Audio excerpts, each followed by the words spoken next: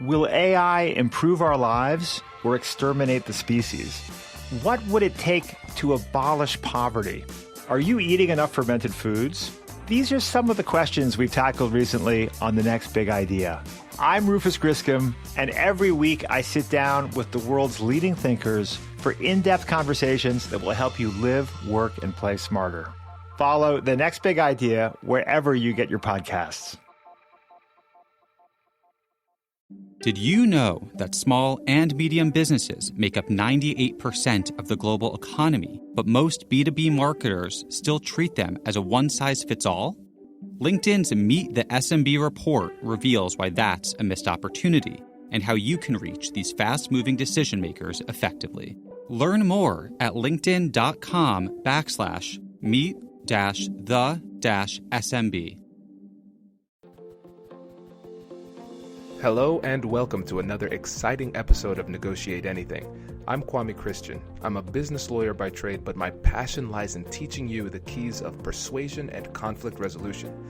My goal is to empower you to engage in these conversations confidently and effectively by not only sharing what works, but by also uncovering why these techniques work through revealing the psychological principles that lie behind persuasion.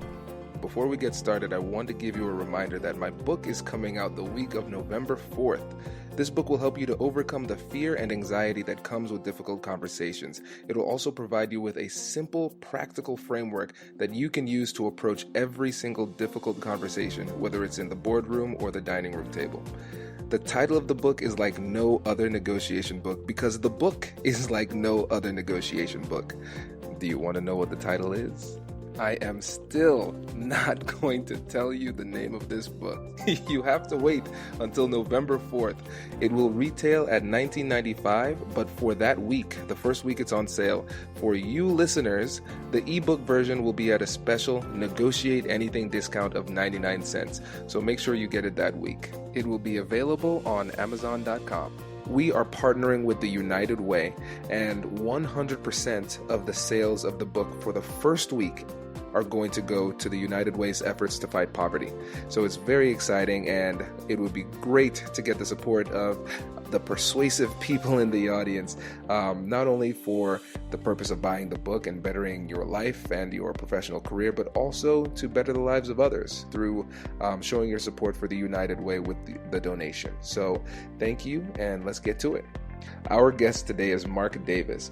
Mark is the founder and director of MD UK, which is a negotiation consulting firm that focuses on mindset training and making sure that you have the proper mindset to put you in the best position possible to get the most out of your negotiations. He is a fellow attorney or lawyer, I guess barrister, because he's in the UK. Our conversation is really cool because he focuses it on 3 stories and pulls out the gems that we can take from it and utilize in our own negotiations. I know you're going to get a lot out of this one. So without further ado, let's jump into the interview. Mark, thanks for joining us today. Kwame, it's my pleasure, mate. Good to talk with you. Likewise. So how about you tell the audience a little bit about yourself and what you do? Sure, no problem. I started out as a lawyer. That's how I trained many moons ago, and quickly found that, I suppose, unbeknownst to me at that time, a lot of the negotiation skills I was honing and learning, but the application of sort of legal practice itself, it just didn't enthuse me as much as it had. So I then moved into real estate, as you call it over there, estate agency, as we call it here in the UK. And that was my first exposure to negotiation on a daily basis. I realized very quickly how much I didn't know about negotiation, how much I was sort of winging it. And that was good for me for a good few years.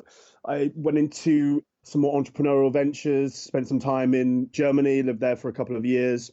And what I'm doing now is as a result of my last job, which was uniquely involved in negotiation consultancy, that very niche area, which I didn't even know it existed, and got introduced to it through a friend. And for the last, 9 months now, I've set up on my own. And specifically, I think I class myself as a negotiation mindset consultant, coach, advisor, for want of a mix of words. I think it's something that, to me, was really the crux of what I've been doing for the previous 5 years. And I wanted to chase that and hone that and really become the best at that. Nice. And so what made you want to focus exclusively on the negotiation side? I realized that it was what really lit a fire under me was this idea of empowering clients to achieve greater mastery of negotiation skills. But actually, it was more to do with giving people confidence as well. And it went to the core of people's identity. And I was initially doing it, and still am, I have to say. I do it commercially, for commercial clients, but also personally and coach people. But I found that it was something that would traverse the personal and professional. I wanted to get into it an awful lot more. I found that there was often clients who I would work with, and I'd be giving them the tools, but they still weren't finding success or fulfillment from going back out and trying to become better negotiators. And that's when I realized it was very much about the mindset shift and that paradigm shift in confidence. That's what I was really trying to teach, trying to advise people on. Fantastic. This is great. You're a man after my own heart, as you know. Because that's exactly what I do here, and you love it for the same reasons that that I do. It's so cool. And you're a lawyer, too. So we're twins, Yeah. pretty much. That's really cool. And what's really interesting is you recognize the same thing I did, too, is that the people, you might have the tools. They might know exactly what to do. Cognitively, it makes sense to them. But when it comes to execution, there's still a barrier. And it's something psychological, it's something emotional within them. And I think the terminology you use is perfect. It's a mindset issue and it's a confidence issue. And sometimes it takes a special kind of coach like you to help them overcome that so they can actually utilize the tools effectively. Yeah, I think so. I would agree. I think you're being entrusted with that. So as a coach, particularly an advisor, that comes later and that's much more personal. But I think particularly with the workshops that I deliver more as a consultant, you're being entrusted to expose people to perhaps some of their, as you say, their worst fears or their feelings. And you're trying to take them through a process to empower them to be less scared of that, or to realize, that the person on the other side of the table, they have those similar doubts, similar fears. And by realizing that it's more of a level playing field, from there, we can start to really grow people's confidence. And I've seen, great results from people who've walked in really doubting, in fact, whether they'd want to stay in that line of work, to coming out the end of it, sometimes a year later, and it's helped them get promotion. It's helped them realize the niche they want to carve out for their careers. So I take a lot of pride in that, but I hugely respect that. I think for you, if I may speak for you for a moment, and for me, we're being entrusted with a big responsibility. Absolutely. This is great. Awesome. Well, I am looking forward to getting into this because the goal of this episode is to kind of uncover some of the secrets to developing a strong mindset and what kind of mindset would be effective in a negotiation. And the fun part about this episode is that it's going to be based on stories. So we have 3 stories, or we could say, since we're in the business world, case studies that we're going to utilize to highlight some of the mindset points that you want to teach the audience. So how about we just jump into story number 1? Sure, let's do it. I think I'm going to begin with one which is more in the public domain, I think, because it's a very good example and illustrates how mindset is everything in a negotiation. The second one is more to do with sort of a deadlock and how effectively time can be wasted. Huge amounts of time can be wasted if we haven't got the mindset correct. And I want to look at advising your listeners on looking to shrink time effectively by being more conscious of that. And the third one is one that lasted over the course of a year as a negotiation, but ultimately was a huge win. And it was down to the strength of this particular client's mindset and the coaching that we gave him over the course of a year. Coming back to the first example, it was from 2014, a huge merger that was taking place in the advertising world. Omnicom, who are a US-based company, their CEO, a guy called John Wren, I think his name is, they had put a deal together, them and a company called Publicis, who are a French-based advertising agency, headed by a gentleman called Maurice Levy. And Kwame, this merger was worth 35 billion US dollars. It would have made the merging company, I'm not sure what name they went for, but it would have made them the largest. They would have overtaken WPP. Sir Martin Sorrell's WPP is the largest advertising agency in the world. I suppose where to begin, the thing that strikes me when we think about mindset is the danger with making too many assumptions can come about if you're not conscious of the direction you're trying to take the negotiation. And where this came to a head for Publicis and for Omnicom was they'd done all the jurisprudence, they'd gone through all the checks and balances from a legal point of view. Governments had to step in as well, for the competition laws, all those sorts of things had to be done. You can imagine the swathes of lawyers in the rooms just hammering all this through. Once they got to the end and they got to effectively what they felt was an agreement, a deal, it then became apparent that no one had consciously thought about who actually will be in charge. So effectively what you had was two CEOs, and I suppose it might be fair to say that most CEOs of Fortune 500, FTSE 100 companies, their egos tend to be pretty big. I think I'm sure you'd agree. So effectively what happened here was it became a battle of the egos, a battle of wills, with one CEO suggesting to the other that their CFO should be the new merged company's chief financial officer, and the other suggesting, well, actually, no, I'd like my guy to be our new money man.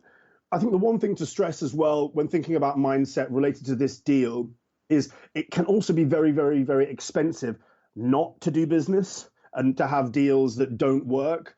In this particular case, Kwame, there were two aspects of that. The obvious one being the costs that were associated just with getting the merger to the point where it eventually failed was in the region of $100 million.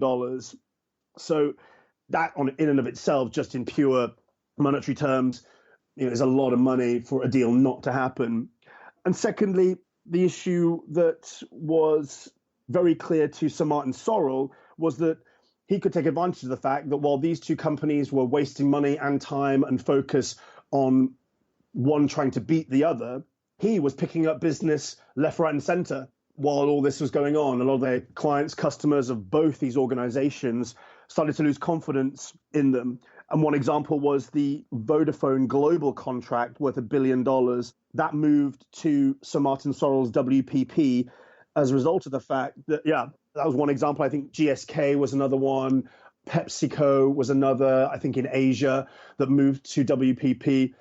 Simply because these two gentlemen, and I get it, it's part of being a CEO, this ego is something that ultimately sometimes steers you to the top. But when it comes to negotiation, that mindset of it's my way or the highway, the ego, it got the better of the two of them. And they couldn't effectively get out of each other's way. They were so one-tracked on this, and the whole deal fell apart. And ultimately, the only person who won was the competitor, was Sir Martin Sorrell. Shareholders lost, employees lost, and it was embarrassing for both parties. So for me, that's a very public example. It's out there in the public domain back in 2014, where if you haven't got your mindset right and you allow your ego, your emotions to take hold, it becomes for you about winning the argument above all else. That can be a very expensive mistake.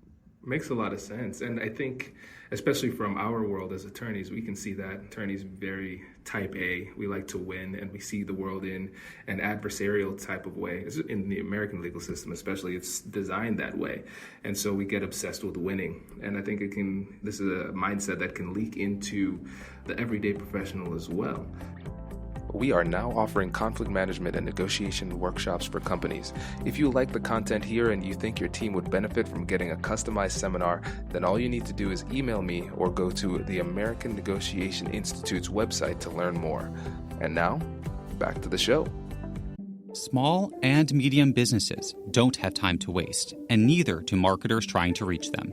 On LinkedIn, more SMB decision makers are actively looking for new solutions to help them grow, whether it's software or financial services. Our Meet the SMB report breaks down how these businesses buy and what really influences their choices. Learn more at linkedin.com/meet-the-SMB. That's linkedin.com/meet-the-SMB. And so, in your opinion, what is something that people can do to make sure that ego doesn't get in the way of effective negotiation? To answer that, I would suggest a couple of things. The first thing is when you're reflecting on any interaction during the course of a negotiation and even at the end result of a negotiation, good, bad, or ugly, ask yourself, am I focusing on trying to win or maximize value here? Because very often the answers to those two questions aren't going to be the same.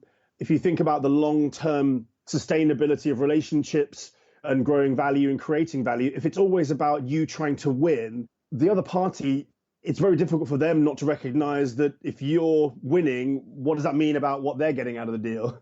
Are they also thinking they're winning, or, it's very difficult to sustain relationships. So look, there is a time and a place that some would argue for focusing on winning. And if it's very short term and there's no repeat business and long-term consequence, I mean, as a side note, I'd argue that there always is, but you might have some schools of thought that say that that's appropriate behavior. But I think the flip side is, am I focusing on trying to maximize value here, or is it always about me trying to win? That would be the first thing. And I think the second thing is take the time to surround yourself with people that you respect, and be humble enough to recognize that you're not omnipotent, you're not perfect, but bring that person in or that team in to sense check your decision making. It's very difficult to be right in the mix of a negotiation, be thinking about the moves, be proposing and counter proposing, and the ego, sense checking. Am I letting the emotion get to me? So bring trusted advisors in, bring people in who are there to keep you on track, and be humble enough to accept that advice when it comes your way. I think that's brilliant, because a lot of times, even though we think we have a good grasp on things and we might think that we're seeing things objectively, we're humans and we are naturally biased towards ourselves. And so it's going to be important to surround yourself with people who can check you, and people who will check you if you are behaving inappropriately or approaching the situation in an inappropriate way. So especially if you're a leader, a manager, it doesn't make sense to surround yourself with people who are always going to agree and stroke your ego. That makes things worse. So the people that you surround yourself with, they actually need to have the confidence in themselves and have enough, I would say, respect for you, but at the same time, they're not afraid of you, and they're going to be willing to say what needs to be said in order to get the deal done. Yeah, I agree with that wholeheartedly. I think any leader should recognize that the relationship you have with your advisors, with your teams, it's a duet, and there's got to be mutuality between the two parties if it's going to work. It's a very famous quote, but Richard Branson made a point of, and I'm going to completely kill the exact quote, but it was something along the lines of, I know that I'm not the best at any one thing, but I knew that I could trust and bring the right people in and surround myself with the right people and empower them to lift all of us up. That's what you need to do, I think, in negotiation. Going in and having the weight of the world on your shoulders. Naturally, human nature is, when you're faced with a conflict situation, is to become defensive. And a negotiation is a conflict of sorts. I think sharing that weight, sharing that burden is the best way to maximize value in those deals in the long term. Yeah. Hey, fun fact about Richard Branson. Did you know he is dyslexic? I hadn't heard that. I didn't know. On the show Shark Tank, I think it's usually 5 sharks. The majority, I think it's 3 out of the 5, are dyslexic too. And what's really fascinating about that is that I was reading in the book, I think it was a book called Business Brilliance. Branson said that he doesn't think he would be as successful as he is now if he could easily read and understand like the financial spreadsheets that are coming in front of him. So that humility that he has that allows him to rely so heavily on people who are intelligent in certain realms was kind of thrust upon him in a certain way. And what was a liability, he turned into a strength because it forced him to rely on people who were smarter than him in those areas. And I think it's just a great example for us, because if we can try and pretend almost that we have that type of barrier, and it will force us to be a little bit more humble and say, no, it's not a situation where it would be good for me to consult an outsider. It's a situation where I need to consult an outsider because I have this particular barrier. And in this case, when it comes to ego, that barrier that we all face is that positivity bias, that self-serving bias that makes us look at ourselves and everything about our positions in a positive light. I couldn't agree more. It's essentially fighting your programming. The survival instincts kick in whenever you're in a conflict situation, and it's very difficult, but you're trying to overcome that natural instinct. And the irony is that that's the most fruitful way of establishing successful partnerships and deals, is focusing on the other, is focusing on, and that includes people in your team. And I think Branson is a great example of that. It was never about him. It was recognizing the key to success was empowering others. Perfect. Okay, let's move on to the second case study. And I think this is one that you were actually involved in, right? Yeah, so this one was, I'm trying to think now, maybe 4 or 5 months in the making. And I should caveat it right at the beginning by saying I never got to see this to its conclusion, and I took a lesson from that in and of itself. But effectively, the top line summary for this deal was it was another merger. It was in the insurance business. I think the figure was around the £1 billion mark for this deal.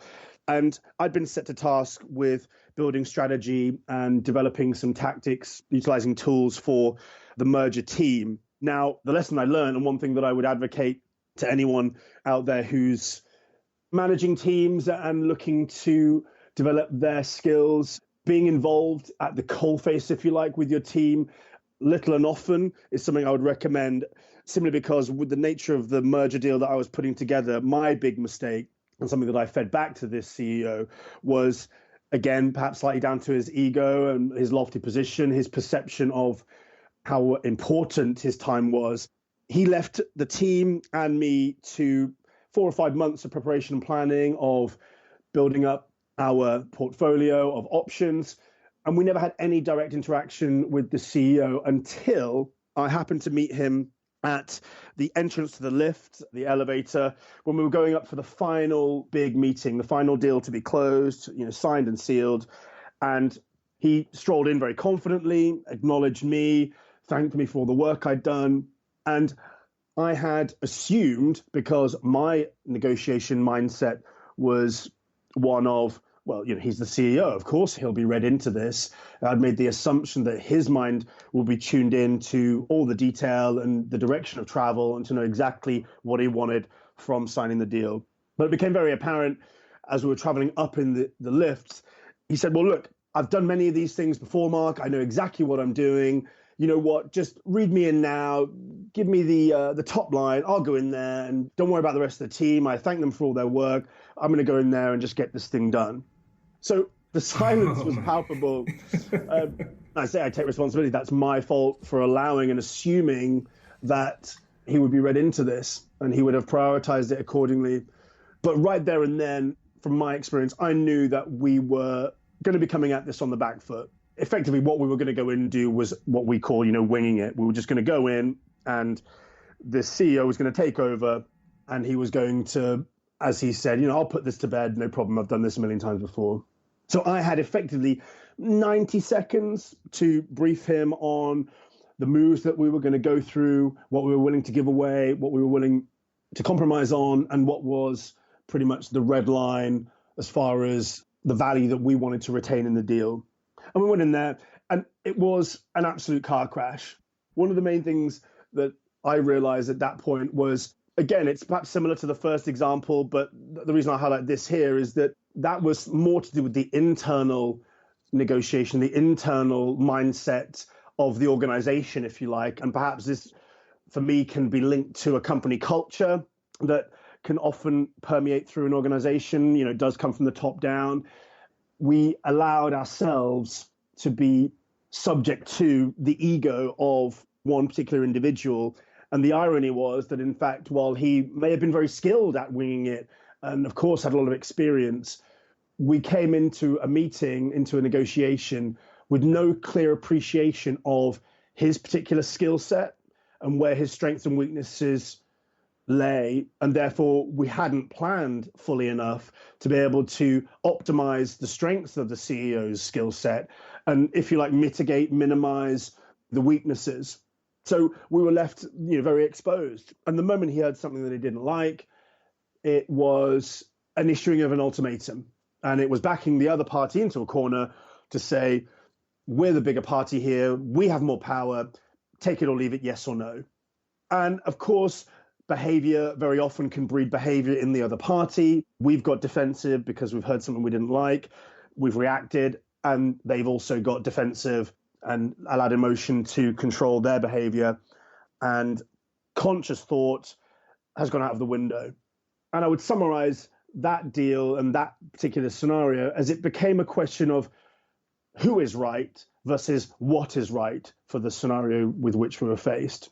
And we wasted effectively 5 months of time because we hadn't taken into account the internal negotiations that might need to take place and the aligning of mindsets internally within the team in order to be able to go ahead and really extract and maximize value out of the negotiation. As you know, and certainly I learned, time is probably one of the biggest factors that there is in negotiation. If you get your mindset wrong, you can waste an awful lot of time. And that's what we did in that particular scenario. Yeah, that's one of those scenarios where it kind of explains itself.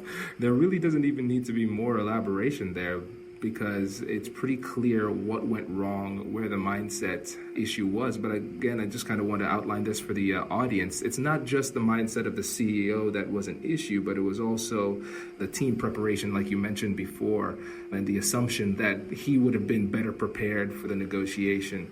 So the takeaways would be making sure that everybody is of one accord internally, preparing effectively, and making sure all your ducks are in a row before these major meetings. Is there anything else I'm missing there? No, I don't think so. I think you've hit the nail on the head there. Absolutely. Perfect. Okay, let's get to story number 3.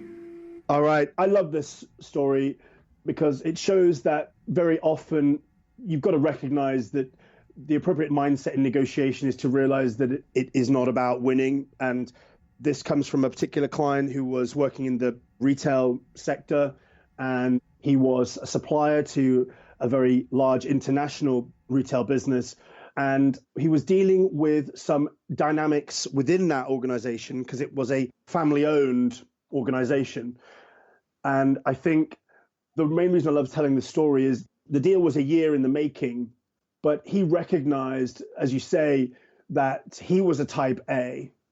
And he took the time and allowed me and entrusted me to advise him over the course of a year to realize that if the chairman of this family-owned business was a type A, his son, who was the CEO, was a type A, and he was a type A, that trying to fight fire with fire was going to be very, very, at best, attritional, at worst, most likely to lead to another deadlock or the deal going south.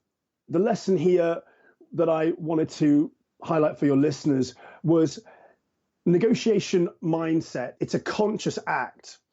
We have to consciously consider, as part of our planning and preparation, the language we're going to use, the elements of NLP. I think for many, I don't know if we want to get into that necessarily now, but quite literally, he focused in detail on the minutiae of the language he was going to use with these two individuals, being very aware that the deal was worth, I want to written down here, it was around 30 million euros over the course of a couple of years, which to him was, and to anyone would be a huge deal, but was a very large account for that organization. And I think the detail with which he approached this was something that I hadn't seen before. And he was willing to take the time necessary to become entitled to offer an opinion and to offer guidance to his customer. It would have been very easy to have gone into that negotiation and tried to sell the fact that the numbers stack up, that we've done all the due diligence, and that we should just go ahead, get the legals involved and get contracts signed. But I think he appreciated and spent a lot of time with his mindset focused on wanting to allow them to feel like they had won and to allow the other party to feel as though they are in charge. And I think that's one of the key skills that people often underestimate. And that doesn't mean that you subject yourself to being exploited, but what it recognizes is that the negotiation ultimately is 2 people, 3 people, 4 people in a room, and you've got to focus on those individuals specifically when you're thinking about the negotiation, having a great strategy is one thing, having all the tools is fabulous. But if you've got all the gear and no idea, you've got to recognize that perhaps the reason that some of your deals aren't coming to fruition is you haven't taken the time to consider the other party. And you've got to recognize that the negotiation is not something that is done to the other party, but that you're negotiating with them. And if you're going to negotiate with them, you've got to engender trust. How do you engender trust? By minimizing your self-orientation. And this is what this gentleman did over the course of a year. So I think there's a couple of things I wanted to highlight there. The first being, sometimes you've got to recognize that the ritual of negotiation requires a very long-term mindset. And particularly in the age of social media, Instagram, Twitter, everything is now. I think one of the most powerful things that you can offer to your customers is taking the time to have a much more long-term view. And there were moments when I felt that my client was going to snap, emotionally. He would vent to me about how frustrated he was, but he recognized the long-term value and he was in it forever and not just for the immediacy. And the second thing is that to sustain relationships over the long term, trust is something that is built up over time and is a question of consistency. And I think what I wanted to summarize at the end there, I think people often underestimate consistency in the most basic of elements of negotiation. And being consistent with your mindset is something that takes time. And what this particular client got really, really good with was being consistent in his approach, in his communication with his customer. And that in itself was something that the customer valued hugely. I think with that being said, one of the things that I find people are very, very conscious of doing in this day and age is looking for shortcuts, is looking for the quick wins. And for me, the mindset of any customer is often one that is unsettled if we're too quick to chase that deal, to chase the signing of the contract. The deal that this gentleman put together was over the course of a year. And as a result of putting that deal together, internally within his organization, he is revered as the kind of go-to negotiation guru. And his reputation was enhanced to the point where he actually got a move to a different region and now heads up one of the countries and deals with a lot of their key accounts. So the consistency paid off. If everyone knew the shortcut, it would just be the way. Oh, that's brilliant. And I think especially speaking to consistency, it's so, I think, undervalued, and it doesn't, consistency is boring. Let's just face it. It's not totally one of those cool, sexy things to talk about. It's not a hot topic, but it's one of the most powerful things you have at your disposal. It's just difficult to do. Thinking about it in terms of metaphors, they're everywhere. If you work out for a long period of time, and then you have a week, 2 weeks, or 3 weeks of inactivity, those 3 weeks of inactivity can undo a lot of the work that you did. If you're fishing and you have the hook sitting there patiently and then the fish start to move towards it, if you pull on the hook really quickly, those fish scatter. And all of the work that you did, all of the patience that you utilized earlier, the consistency, it's all for naught if you make one simple mistake. So like you said, the consistency of the messaging allowed the other parties to build trust with this person. And that trust alone is persuasive. It gives your words more persuasive value at the critical times when you're trying to make a move, because they trust you. They believe that you're going to do what you say you're going to do when you say you're going to do it. And that is persuasive in and of itself. And we can't undervalue the power of that persuasive mechanism. I would completely agree with that. I think, and in addition, the only thing I would add is a good friend of mine is gymnast, and he said that so much of gymnastics was and is about visualizing the tumbles, visualizing the twists and turns, visualizing the landing. For me, it's crazy to not think about training your mind in the same way. And what my client was consistent in doing over the course of this year was training his mind to visualize the language he would use, to visualize how he would respond and react when he had the opportunity to land a difficult message. For him, it became an opportunity because he's like, I'm ready for this. I've realized exactly what it is I'm going to say in response. And that gymnastic analogy for me was really powerful when I was trying to coach him. You've got to visualize it and train your mind to visualize how you're going to communicate and how you're going to persuade and negotiate with the other party. I love it. And then one last message on the visualization before we wrap it up. When we visualize, we also need to visualize overcoming adversity, because when it comes to building habits in our everyday life and in these difficult conversations, oftentimes we envision ourselves performing under perfect circumstances. And then when a predictable obstacle comes up, we don't know how to handle it. So the visualization needs to be in the best of circumstances, but we also need to take the time and think through what we're going to do when things get tough in these conversations. Yeah, absolutely. I think you've got to proactively plan, anticipate, but above all else, I think, as you pointed out, recognize that often with negotiation, you agree it today, but it's actually executed in the future, and no one can see into the future. No one's got a Stargate in their bedroom. So you've got to plan for that as well. Absolutely. This has been awesome. Thank you so much for coming on the show. Before you go, please let the audience know how they can keep in touch with you and reach out to you if they want some of your help. Man, with pleasure, Kwame. And I'll take the opportunity to say thank you so much, mate. Really enjoyed it. I am on LinkedIn. My URL is Negotiating Confidence, if you want to find me there. Also Instagram, MarkDavis_UK. You can find me on Instagram. I'm always posting crazy things up on there. Perfect. Cool. Thanks again, man. We'll have you on again soon. Kwame, my pleasure. Take care. Have a great day. Hey, thanks for listening to this episode. If you're liking what you're hearing, please leave a review and subscribe, and tell your friends. Our goal is to help as many people as possible, and when you leave reviews, it makes it easier for people to find us in the searches. Thanks again for being a listener. I'll catch you in the next one.